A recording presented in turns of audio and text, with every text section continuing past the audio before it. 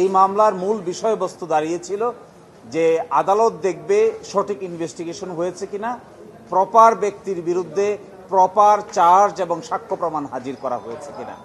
জনাব লুৎফুজ্জামান বাবরকেই মামলার প্রধান আসামি করা হয়েছিল দ্বিতীয় তদন্তের ভিত্তিতে।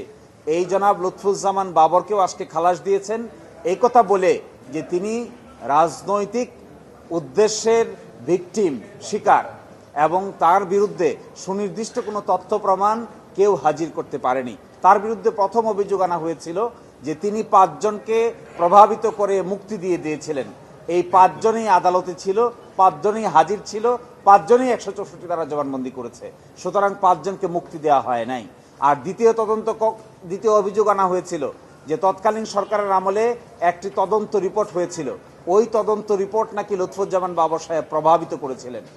এই তদন্ত রিপোর্টের প্রধান যিনি ছিলেন তখনকার যিনি স্বরাষ্ট্র সচিব, তিনি আদালতে এসে সাক্ষী দিয়েছেন।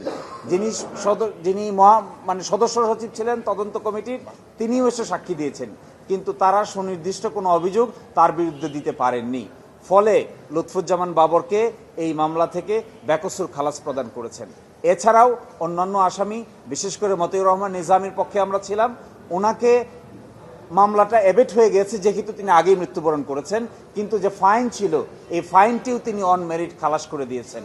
ফলে এই মামলায়ও আর কোনো একুইটাল পেয়েছেন। এভিডেন্স কম না, এভিডেন্স নাই। এভিডেন্স যদি প্রমাণ করা না যায় তবেই তো খালাসপ্রাপ্ত হয়। এখানে বাবর সাহেবের বিরুদ্ধে কোনো সুনির্দিষ্ট অভিযোগই নাই।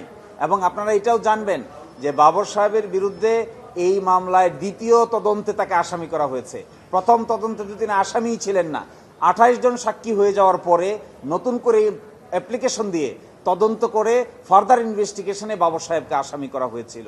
সেই জন্য ফার্দার ইনভেস্টিগেশনের যে সাক্ষ্য প্রমাণ এসেছে সেখানে সুনির্দিষ্ট কোনো সাক্ষ্য প্রমাণ আসেনি। ফলে খালাস দেওয়া ছাড়া আদালতের সামনে আর গত্যন্তর থাকে না।